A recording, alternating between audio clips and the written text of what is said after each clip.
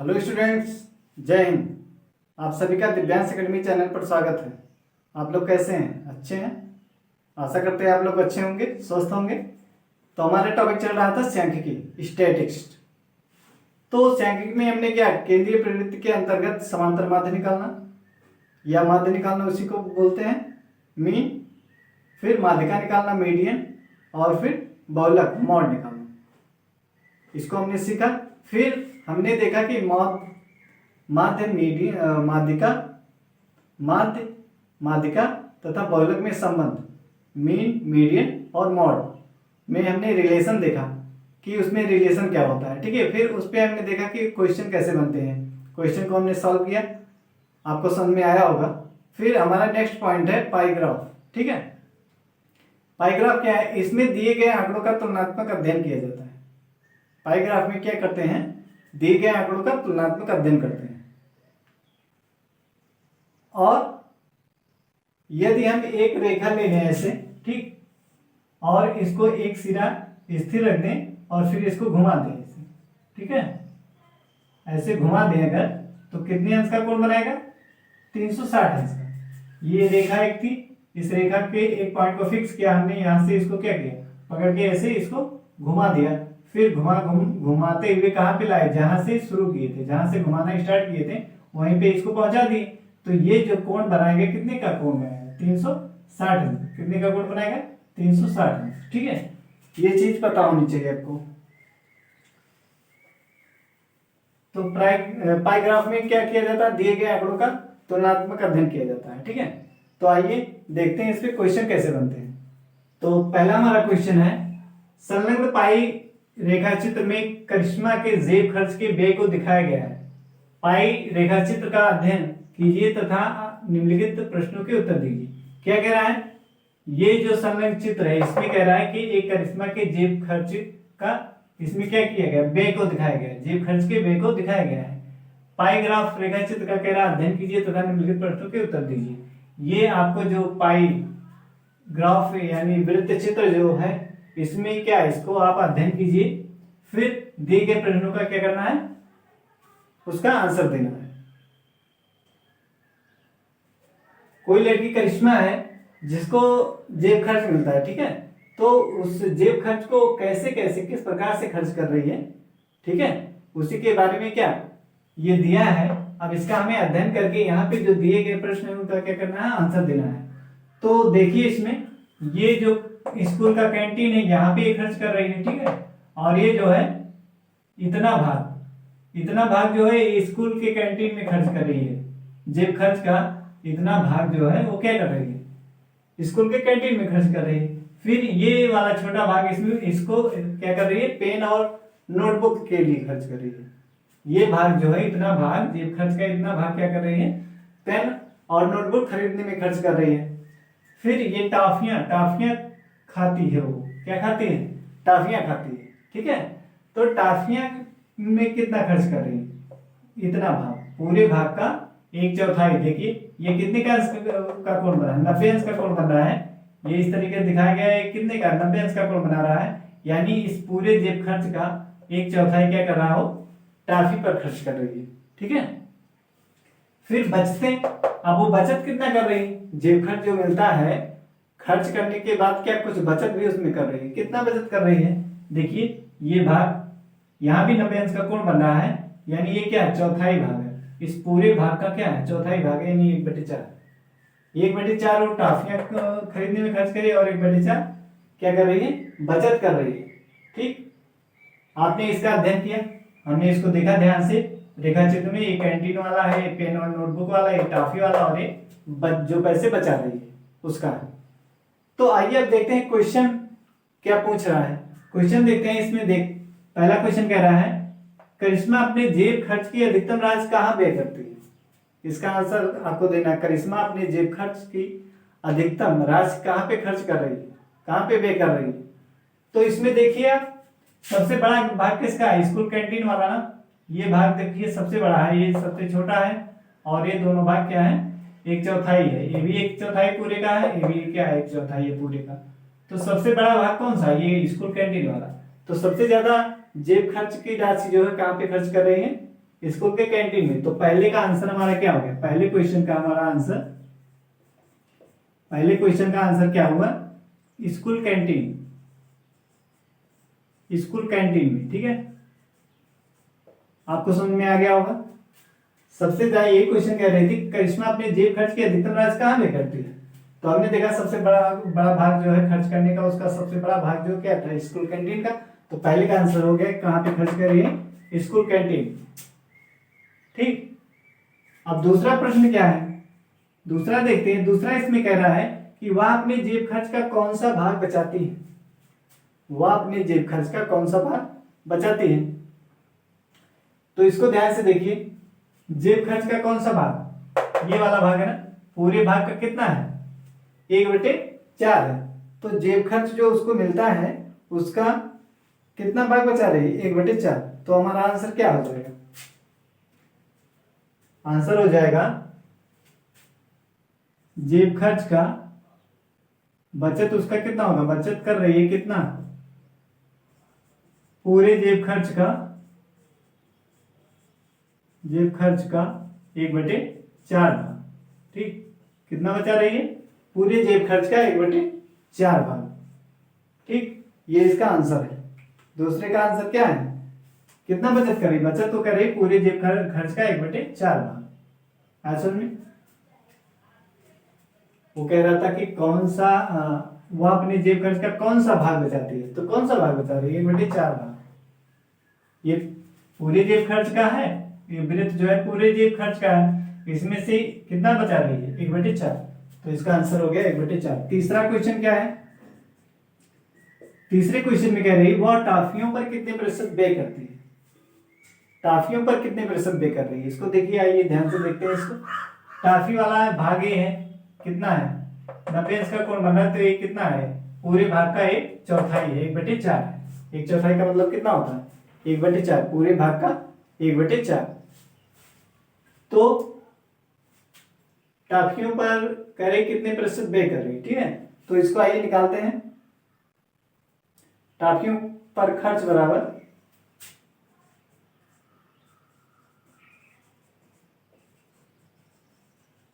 खर्च बराबर पूरे खर्च का कितना, 1/4। पूरे खर्च का कितना कर रही है, 1/4।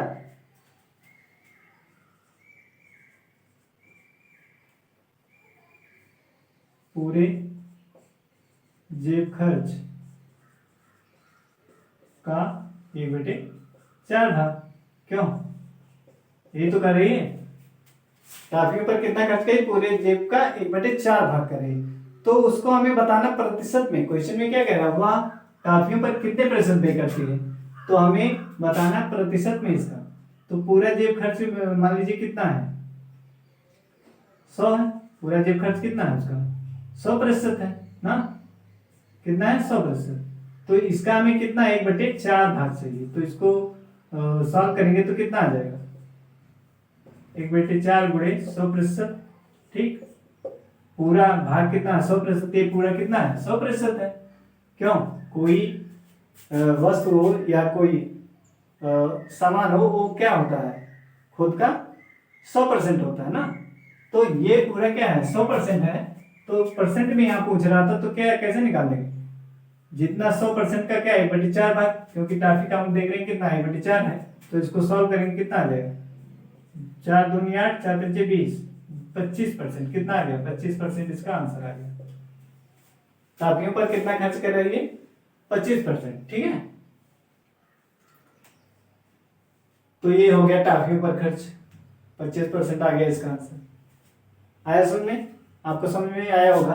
देख लीजिए ध्यान से, कह रहा था टॉफियों पर खर्च कितने प्रतिशत व्यय करती है, टॉफियों पर कितने प्रतिशत तो व्यय कर रही है। तो प्रतिशत निकालना था, तो पूरे जेब खर्च का कितना है, 1/4। पूरा जेब खर्च उसका क्या है, 100% है। तो उसका कितना हमें लेना है, 1/4। तो 100% का हमने क्या 1/4 लिया, तो कितना है, 25%। ठीक, चौथा क्वेश्चन देखिए, ध्यान से पढ़िए इसको। यदि उसका पूरा जेब खर्च क्या 240 रुपए है, तो उसके खर्च तथा बचत का अनुपात बताइए। खर्च और बचत का अनुपात बताना है। ठीक है, तो पहले तो उसका क्या निकाल लीजिए, बचत निकाल लीजिए। क्या निकाल लीजिए, बचत। तो आइए बचत निकालते हैं। बचत कितना हो जाएगा पूरे जेब खर्च का 1/4। तो पूरा जेब खर्च कितना कह रहा है, 240।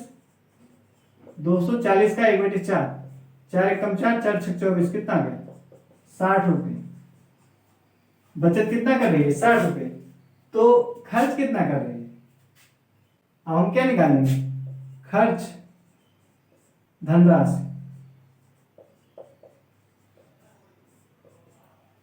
ये तो बचत वाला हो गया, बचत कर रही 60 रुपये का। पूरा जेब खर्च उसका कितना था, 240 था। तो खर्च धनराशि कितना, 240 में से क्या करेंगे, ये बचत वाला घटा देंगे तो कितना आ जाएगा, ये 180 आ जाएगा। कितना आ जाएगा, 180 रुपये।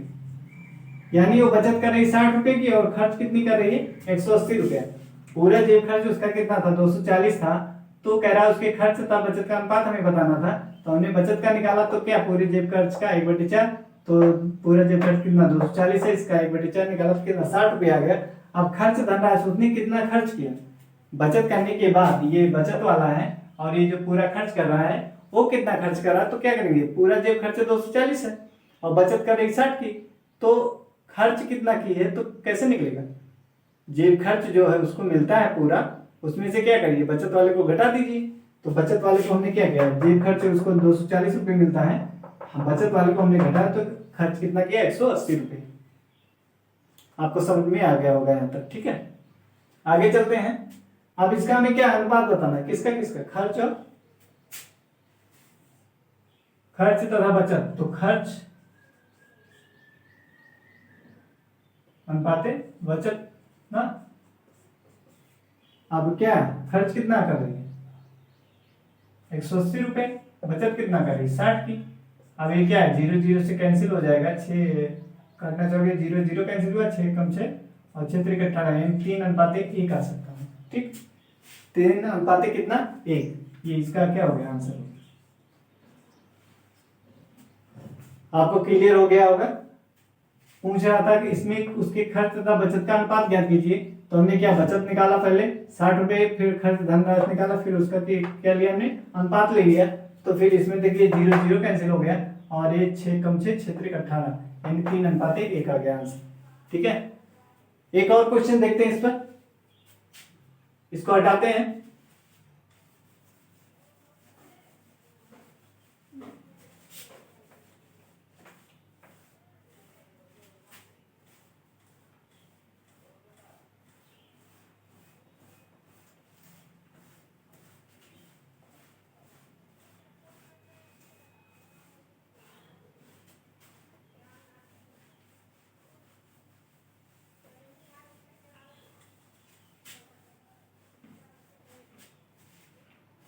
अगला क्वेश्चन है हमारा, नीचे दी गई सारणी में एक सर्वेक्षण में विद्यालय के,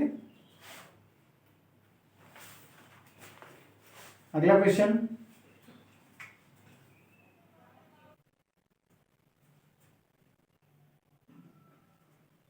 अगला क्वेश्चन है हमारा, कह रहा है नीचे दी गई सारणी में एक सर्वेक्षण में विद्यालय के 300 छात्रों द्वारा चुने गए विषय दर्शाए गए हैं। क्या कह रहा है, नीचे दी गई सारणी में एक सर्वेक्षण में विद्यालय के 300 छात्रों द्वारा चुने गए विषय दर्शाए गए हैं, ठीक है।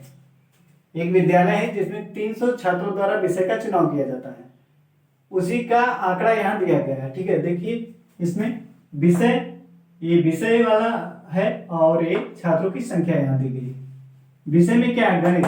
गणित में छात्रों की संख्या कितनी है, 75। गणित विषय का चुनाव कितने छात्र कर रहे हैं, 75। विज्ञान विषय का चुनाव 60 छात्र, अंग्रेजी का चुनाव 90, नैतिक शिक्षा का चुनाव 40 और कंप्यूटर का चुनाव 35 और योग, इनका टोटल कितना आएगा, इन विषयों का योग निकालेंगे तो कितना आ जाएगा, 300, ठीक। कितना आएगा, 300। इसमें योग दिया है यहाँ पे विषय और इसमें छात्रों की संख्या दी गई। अब कह रहा है उपरयुक्त आंकड़े दर्शाने के लिए एक पाई ग्राफ कीजिए। अब ये उपरयुक्त आंकड़ा है, इसे हमें दर्शाना है, इसके लिए हमें क्या, पाई ग्राफ यानी वृत्त चित्र खींचना है, ठीक है। क्या खींचना है, वृत्त चित्र, पाई ग्राफ।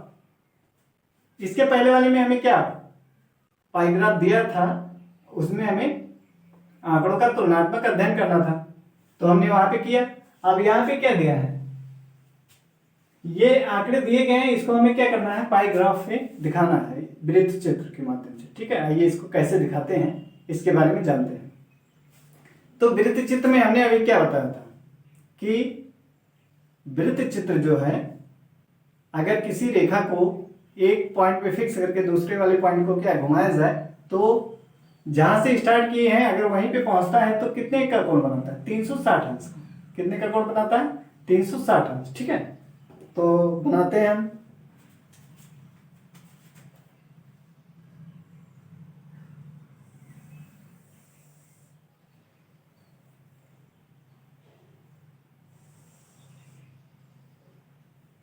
ये हमारा वृत्त चित्र है। ठीक है, ये क्या है, वृत्त चित्र है।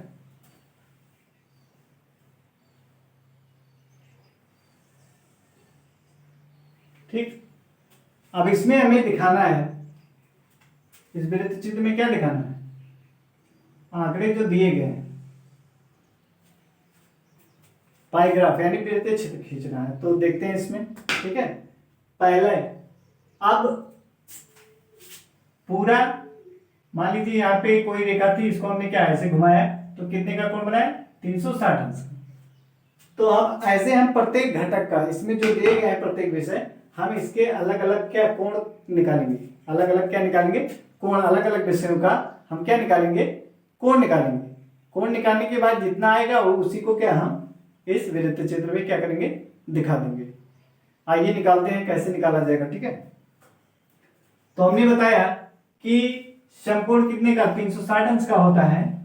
तो हम एक एक घटक का निकाल लेंगे। ठीक है, तो इसके लिए फार्मूला क्या यूज करेंगे, एक घटक के लिए केंद्रीय कोण कितना होगा, एक घटक के लिए। तो उस घटक का क्या करेंगे, मान पहले लिखेंगे। जिस घटक का निकालना है, कह रहा है घटक के लिए केंद्रीय कोण, तो घटक का तो यहाँ पे मान लिखना है। क्या लिखना है, घटक का मान। फिर बटे में क्या करना है, बटे में हमें करना है कुल मान। यहां घटक का मान, घटक का मान बटे कुल मान, बटे कुल मान गुणे 360। ठीक, ये इसके लिए फार्मूला हो गया। एक घटक के लिए केंद्रीय कोण निकालने का फार्मूला क्या होगा, उस घटक का मान रखिए और फिर कुल मान रखिए। उस घटक का मान लिखिए और कुल मान लिखिए बटे में, फिर उसको क्या करिए, 360 अंश से गुणा कर दीजिए, फिर उसको सॉल्व करिए तो आपको कोण मिल जाएगा। ठीक है, मान लीजिए सेंटर है, तो इसलिए क्या केंद्रीय कोण कह रहा है, यानी केंद्रीय कोण पे केंद्र पर कितने अंश का कोण बनाएगा। केंद्रीय कोण का मतलब क्या, कि केंद्र पर कितने अंश का कोण बना रहा है। तो पहला हमारा क्या, गणित विषय। तो क्या करेंगे, गणित के लिए केंद्रीय कोण निकालिए। गणित के लिए कोण, केंद्रीय कोण कितना हो जाएगा। अब गणित में देखिए कितना दिया है, घटक का मान, ये कह रहा है क्या, घटक का मान यानी 75 दिया है, और पूरा योग कितना दिया है, 300।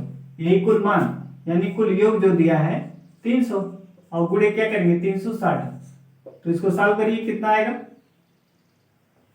6 शून्य शून्य 6 शून्य शून्य, फिर 6 पंचे 30, 6 पंचे 30, 6 छक 36, 6 आ गया। फिर इसको 5 से काटिए, 5 एक कम 5, 2 आएगा 25, 5 25, फिर 15 छक्का 90।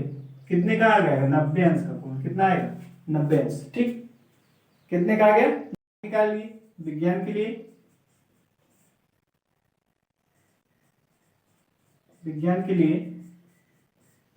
केंद्रीय कोण,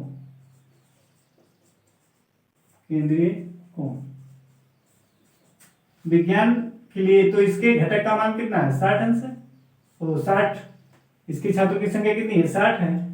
फिर कुल छात्रों की संख्या कितनी है, ये घटक का मान क्या, मतलब छात्र की संख्या। ठीक है, बटे छात्रों की कुल संख्या।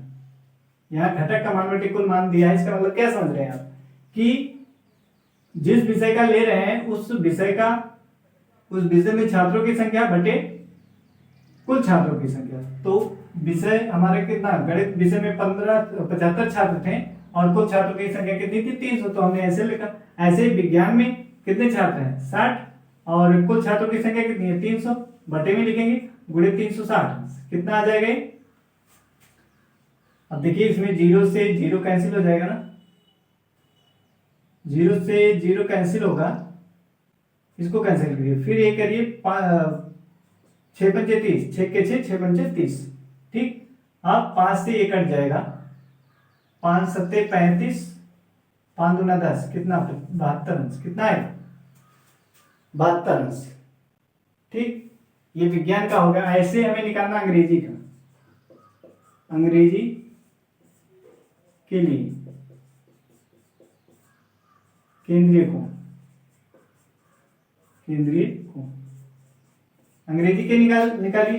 तो अंग्रेजी में छात्रों की संख्या कितनी है, 90, बटे कुल छात्रों की संख्या कितनी है, 300, गुणे कितना 360। तो कितना आएगा, साफ करिए, ये 0 से 0 कटा, फिर इसको कैंसिल कीजिए, एक 0 इसका कटेगा, एक 0 इसका कटेगा। ठीक, अब ये 3 त्रिक 9, कितना हो गया, 3 त्रिक 9 हो गया। अब इसको गुणा कर लीजिए, कितना होगा, 3 छक 18 और 3 त्रिक 9, 9 और 1 10, कितना 108 अंश, कितना आ जाएगा 108 अंश। ठीक है, ये हो गया विज्ञान अंग्रेजी के लिए। अब हमारा नैतिक शिक्षा, नैतिक शिक्षा, नैतिक शिक्षा के लिए केंद्रीय कोण, केंद्रीय कोण कितना हो जाएगा नैतिक शिक्षा के लिए केंद्रीय कोण। अब नैतिक शिक्षा में छात्रों की संख्या कितनी है, 40 ऊपर लिखना है, कुल छात्रों की संख्या कितनी है, 300 नीचे लिखना है, गुणे 360 अंश। अब इसको कैंसिल कीजिए, 0 से 1 0 1 कटा और 1 1 1 1। ठीक, अब 3 1 के 3, 3 2 6, 12 चौक 48 अंश, कितना आ गया 48 अंश। नैतिक शिक्षा के लिए कितना आया, 48 अंश आया। ठीक, अब हमें एक और हमारा लास्ट वाला बच रहा है, कंप्यूटर, कंप्यूटर के लिए केंद्रीय कोण, केंद्रीय कोण। तो कंप्यूटर के लिए केंद्रीय कोण निकालने के लिए क्या करेंगे, कंप्यूटर में छात्रों की संख्या कितनी है, 35, उसको ऊपर लिखना है, कुल छात्रों की संख्या कितनी है, 300, इसको नीचे लिखना है, गुणे 360 अंश। तो इसको सॉल्व करिए, 1 0 इसका कैंसिल हो जाएगा, फिर ये 6 छक 36 और 6 पंचे 30, फिर 5 1 के 5, 5 7 35, कितना आ गया 7 छक 42, कितना आ गया 42 अंश है। ठीक, तो हमारा आ गया 90 अंश, 72 अंश, 108 अंश, 48 अंश और 42 अंश। अब इससे हमें वृत्त चित्र यानी पाइग्राफ पे दिखाना है। ठीक है, तो इसको दिखाते हैं, गणित वाला दिखाइए पहले। गणित वाला दिखाने के लिए क्या करेंगे, गणित में 90 अंश आया है, तो क्या करेंगे, यहां से एक रेखा ऐसे खींचेंगे। ठीक है, और फिर यहां से एक लंबवत रेखा इस पे खींचेंगे। तो ये हमारा किसका हो गया, गणित का हो गया। क्यों, ये गणित का हो गया, 90 अंश का कह रहा था, 90 अंश का कौन बना रहा था, तो गणित वाला कितना हो गया 90 अंश। ठीक है, गणित में हमारा कितना है 90 अंश है, तो हमने ये 90 अंश का बना लिया। ठीक, अब दूसरा विज्ञान, विज्ञान में कितना है 72 अंश, विज्ञान में कितना है 72 अंश। तो विज्ञान का बनाइए, अब इधर 90 अंश हो गया, 72 अंश मान के चलिए यहां कहीं आएगा। ठीक है, क्योंकि यहां से यहां तक क्या 90 होगा, तो 72 कहीं यहां कहीं आएगा। तो इस तरीके से हम इसको बना देते हैं, ये हो गया 72 अंश। ठीक, किसका, विज्ञान, ये हो गया विज्ञान। ठीक, अब अगला क्या आएगा हमारा, अंग्रेजी। अंग्रेजी में कितना है, अंग्रेजी के लिए केंद्रीय कोण कितना है 108 अंश, 108 अंश हमें दिखाना है। तो क्या करेंगे,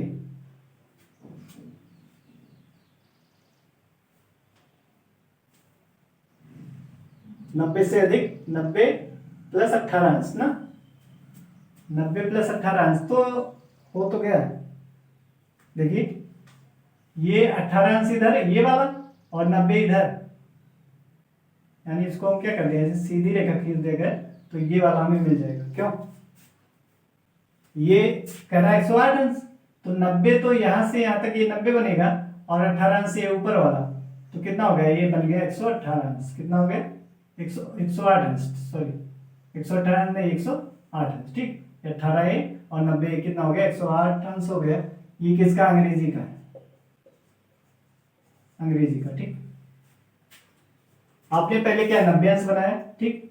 चांदा की सहायता से पट्टी रख के, चांदा रख के क्या हम 90 अंश बना सकते हैं। फिर यहाँ पे चांदा और पट्टी की सहायता से क्या 72 अंश का कोण बना लेंगे। ऐसे यहाँ पे उसके चांदा और उसकी मदद से क्या करेंगे, ये 108 अंश का कोण बना लेंगे, ठीक। अगला क्या है, नैतिक शिक्षा। नैतिक शिक्षा के लिए कितना है, 48 अंश। नैतिक शिक्षा के लिए कितना है, 48 अंश है, ठीक है। तो इसको कैसे बनाएंगे, अब ये देखिए यहां से हमें क्या 48 अंश लेना है, ठीक। यहां से क्या करना है, 48 अंश। तो पटरी और चादर रखेंगे, फिर देखेंगे उसमें 48 कहाँ आ रहा है, ठीक। 48 कहाँ पे आएगा, लगभग इतना हो सकता है, ठीक है। चादर और पटरी की सहायता से जब बनाएंगे तो आपका एकदम एक्यूरेट बनेगा, ठीक है। अब ये वाला हमारा कितना हो गया, ये वाला हो गया हमारा 48 अंश। ये किसका है, नैतिक शिक्षा का, नैतिक शिक्षा, ठीक है। अब हमारा एक और बच रहा है कौन, कंप्यूटर। कंप्यूटर में अब जो बचा है वही क्या हो गया, 42 अंश रहेगा, ठीक। ये 90 हो गया, 72 हो गया, 108 हो गया, ये 48 हो गया। अब जो बच रहा है वही क्या हो गया, 42 अंश। ये किसका है, कंप्यूटर का है, कंप्यूटर।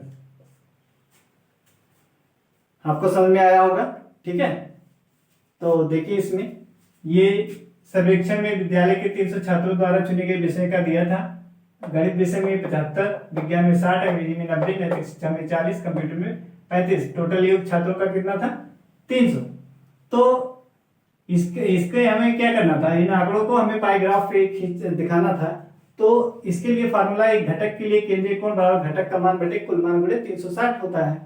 तो गणित के लिए केंद्रीय कोण, तो गणित में जितने छात्र गणित विषय चुने हैं वो, और जितना कुल छात्र कितने 300 है, तो बटे में 300 गुणे 360, ये आ गया। ऐसे विज्ञान के लिए केंद्रीय कोण, विज्ञान में जितने छात्र हैं उसको लिखेंगे ऊपर, फिर कुल छात्र जो है 300 गुणे 360 अंश, ये आ गया।